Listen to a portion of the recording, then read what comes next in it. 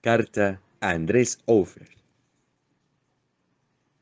Querido Hofer, hace un mes, al pasar por Innsbruck, visité la Hofkirche, iglesia en otro tiempo franciscana, que fue construida en el Renacimiento según planos del italiano Andrés Crivelli.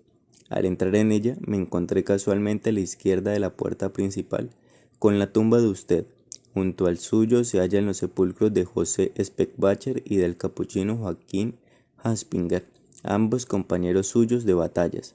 En realidad, usted, el posadero de San Leonardo en el valle de Pasiria, combatió dos clases de batallas. Primeramente, usted fue soldado regular en la guerra contra los franceses de 1796 y de 1805.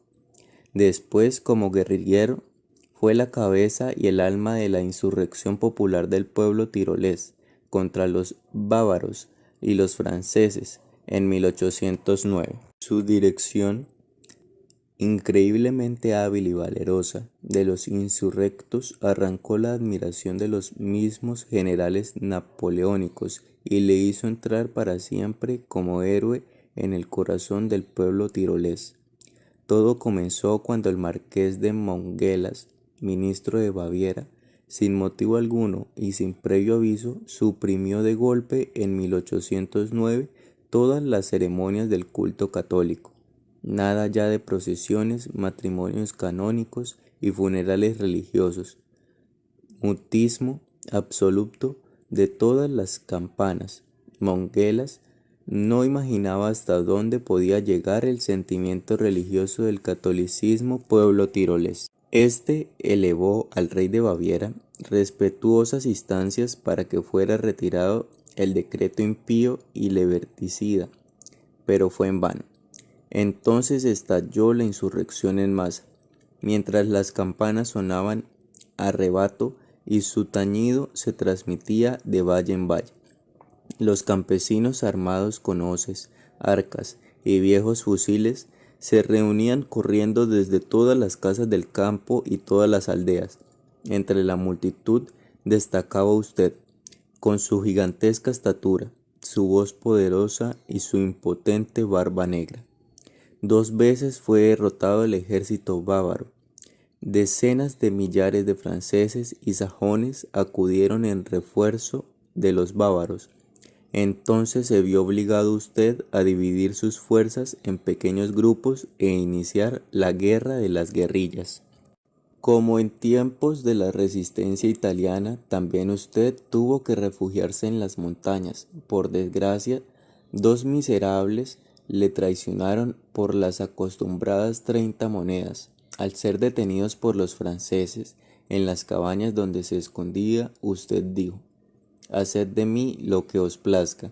Solamente os pido que respetéis la inocencia de mi esposa y de mis hijos. El virrey Eugenio quería otorgarle el perdón, pero Napoleón ordenó su fusilamiento.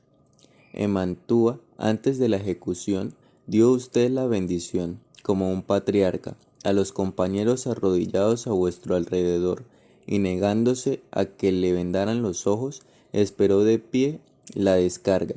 En la explanada del monte Isel, cerca de Innsbruck, os levantaron una estatua. En su pedestal se lee: por Dios, por el emperador, por la patria. Emperador aparte, yo querría que el heroísmo de usted, gallardo y cristiano al mismo tiempo, sirviera de inspiración a otros. Entendámonos, no pretendo impulsar ninguna nueva guerrilla. Estoy convencido de que, especialmente en Italia democrática, no existe necesidad alguna de guerrillas, pero su fe cristiana, de una sola pieza, y la unidad compacta del pueblo, que junto con Haspiger supo usted lograr en la hora del peligro, esas sí las deseo de todo corazón. El profeta Elías decía a la gente: ¿hasta cuándo caminaréis cojeando a pesar de tener los 2 pies? Si el Señor es Dios, seguidlo. Si por el contrario lo es Baal, seguidle. Quería que hicieran una lección seria. Insinuaba que no es posible acercarse a Dios sin apartarse del mal, manteniendo al mismo tiempo dos posiciones contrarias o vacilando entre ellas. Es lo que dijo nuestro profeta Trilusa. Creo en Dios Padre Todopoderoso, pero ¿alguna duda? Que no salga de tu mente. La fe es hermosa cuando no hay quizás, ni el cómo, ni el por qué perturban a la gente. Quizás cómo y por qué no inquietaban al espíritu de los tiroleses de su tiempo. En la modesta posada Amsand que usted regentaba en San Leonardo, ellos jugaban, bebían, se divertían y discutían, pero vueltos a sus casas rezaban las oraciones de la tarde con su familia. Cuando los domingos asistían a misa, acostumbraban visitar las tumbas de sus familiares difuntos en el pequeño cementerio situado junto a los muros del templo. El ambiente, las tradiciones piadosas y el tiempo disponible favorecían la reflexión, y la reflexión consolidaba sus convicciones, que el pintor Eger Lienz puso de relieve eficazmente al pintar a los guerrilleros tiroleses formados y dispuestos al combate, teniendo a la cabeza a Haspinger, que eleva el crucifijo en su mano. A nosotros, arrastrados y aturdidos hoy por el ritmo frenético de la vida, nos falta el silencio y la posibilidad de reflexionar. Esta es quizás una de las causas de la vacilación de muchos. Los predicadores de la vieja escuela, al estilo de Haspinger, que nos proponen rudamente las verdades eternas, no gustan en nuestros días. Se prefieren palabras persuasivas y discretas. Tampoco soportamos ahora el sonido de las campanas que tañen a distancia. Tal vez aceptamos la campanilla de casa. Palabra suave y campanilla era, por ejemplo, el hermano Cándido de las escuelas cristianas. Este vivió, querido Hofer, un siglo después que usted. Un día viajaba en un tren y tenía abierta sobre sus rodillas una guía de ferrocarriles que estaba consultando. Un muchacho que estaba a su lado, lleno de curiosidad, mira a hurtadillas la guía y observa cómo la maneja el hermano. Este le preguntó: ¿conoces este libro? ¿No? ¿Quieres saber para qué sirve y cómo se usa? Se lo explicó y le enseñó a encontrar los horarios y descubrir los trenes más rápidos entre dos ciudades. El muchacho pone mucha atención. Luego hace algunas pruebas. Aprende pronto el manejo de la guía y se muestra sumamente regocijado. Los viajeros del departamento siguen con divertido interés el diálogo entre ambos. En un determinado momento, inesperadamente, el hermano Cándido le pregunta al muchacho: ¿quieres que te enseñe también a viajar por el ferrocarril del paraíso? La sorpresa se dibuja en el rostro del muchacho y de todos los viajeros.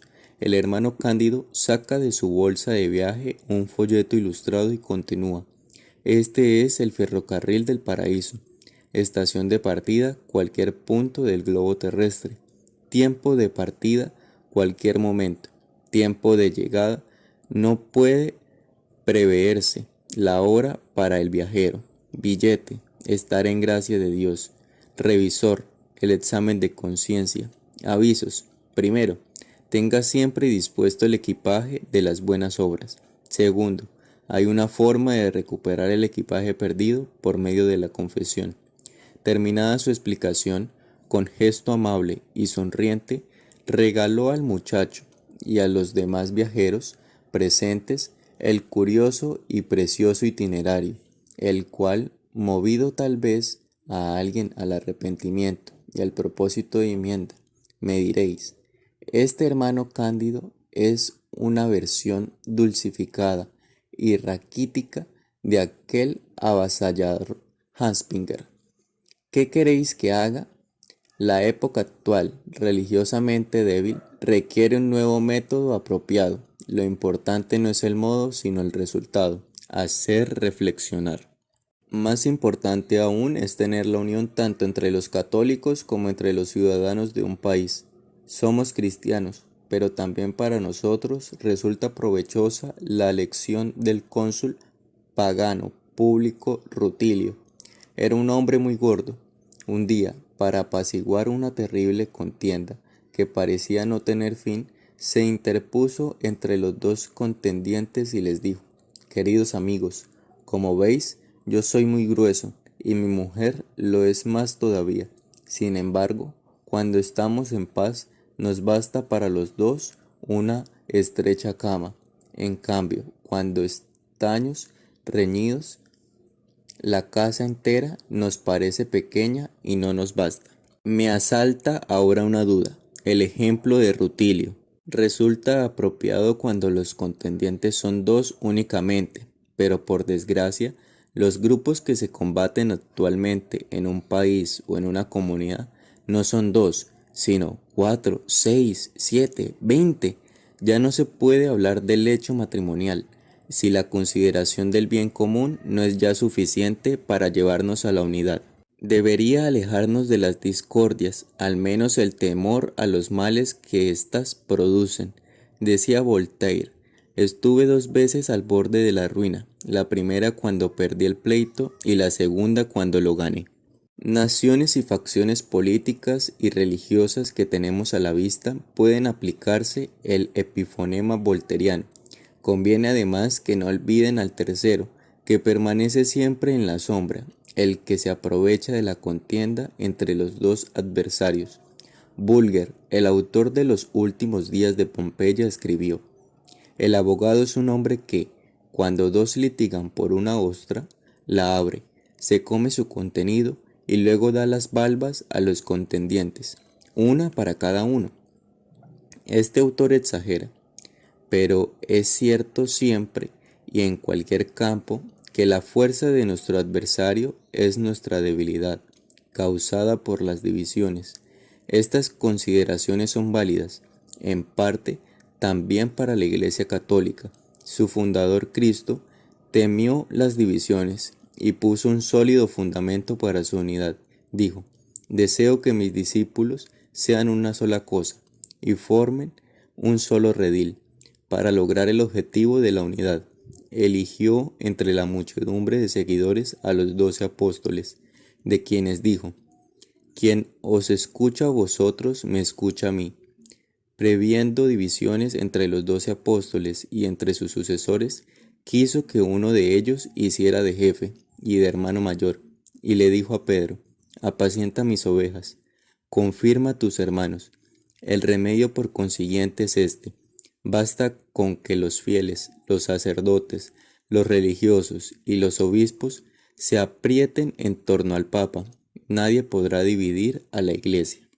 Vuestro capuchino Haspinger, querido Hofer, sabía muy bien todas estas cosas, más aún las había vivido, en la misma época en que ustedes y sus compañeros se sublevaban en el Tirol. Numerosos obispos, por miedo o por interés, se pasaban al lado del omnipotente Napoleón. En cambio, usted oponía en el Tirol resistencia a Napoleón y sus aliados, estando de parte del Papa Pío VII, el cual precisamente aquel mismo año, 1809, excomulgó a Napoleón y, apresado por los franceses, fue sacado de Roma y llevado al exilio de Savona.